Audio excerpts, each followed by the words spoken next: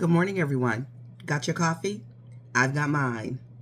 So, I'm going to say some things you all are going to like today. The truth always lands that way, though. When certain people don't want to see the truth, hear the truth, or acknowledge the truth, they always will kind of want to get down in the comments and tussle back and forth with you. That's something that I'm not going to do anyway. So, listen, I've been getting my dates wrong about this mass blackout since I started talking about it, child. And it started actually yesterday, November 25th, and it will end on December 2nd. So don't buy anything, guys. Don't buy anything.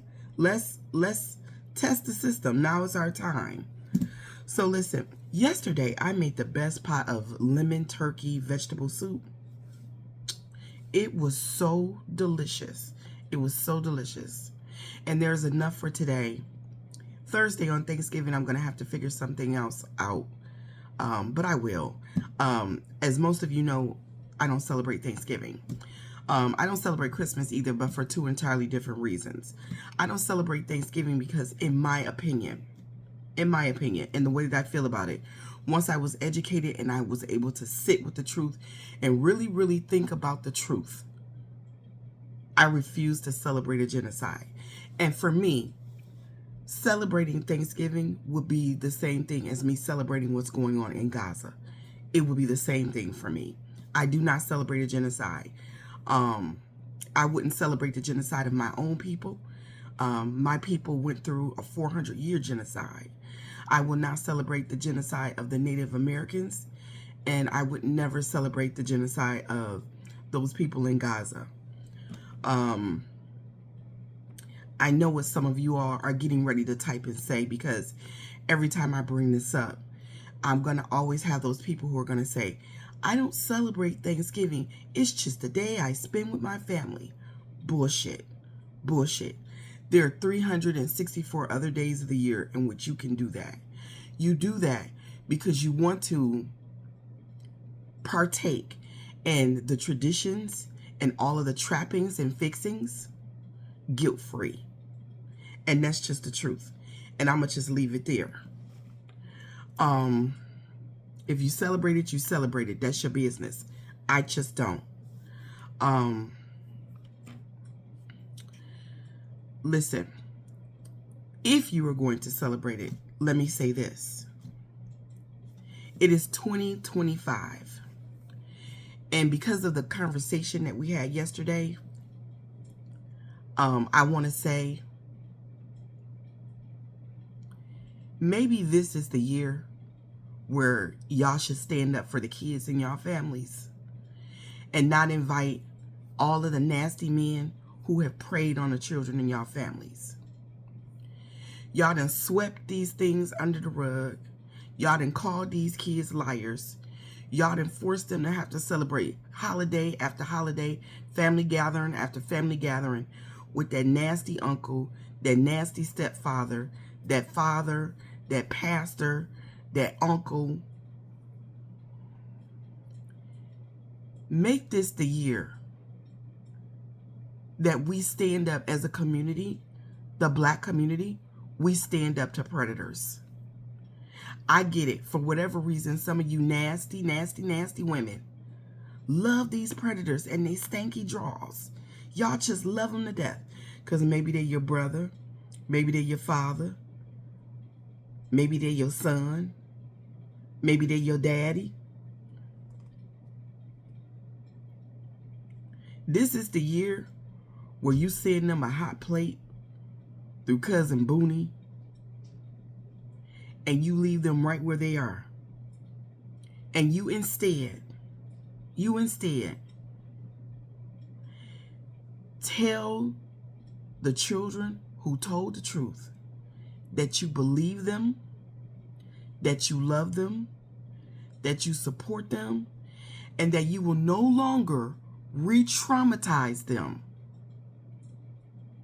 by bringing the person who traumatized them to begin with around family gatherings.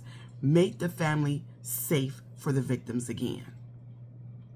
As a lot of you all know, I myself was a victim. My circumstances are a little different because the perpetrator was already divorced from my mother and out of the house. So I didn't really have to see him if I didn't want to. But he did move himself and his new wife across the street from my grandmother. So I did have to see him. But there are those of you all who keep inviting them right to dinners, Sunday dinners, Thanksgiving, Christmas, the 4th of July, Juneteenth. And y'all are traumatizing these kids. Y'all adding to their trauma.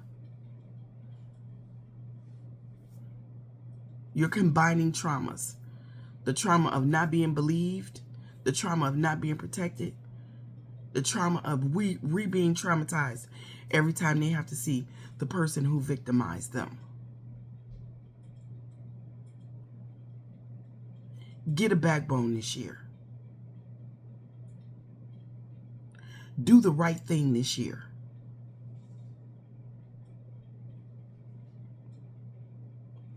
Leave the perpetrators where they are this year. Support the victims this year. Break the cycle this year. Break this generational cycle this year. Stop protecting the perpetrators and start protecting and embracing the victims. It's the right thing to do.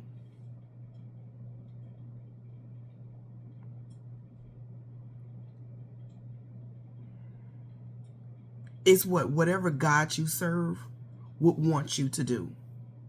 It's the godly thing to do. It's the right thing to do.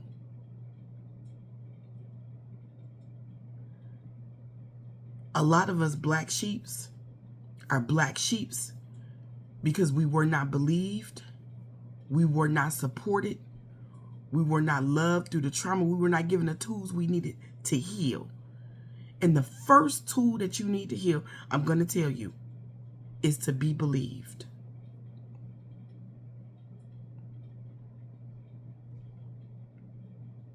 That's the first tool.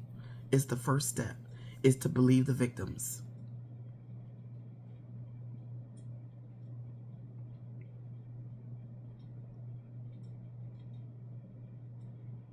It's time to start ostracizing, alienating the perpetrators. All that he still family shit. It's time to stand up for the victims in your family. It's time to rally behind them. It's time to apologize.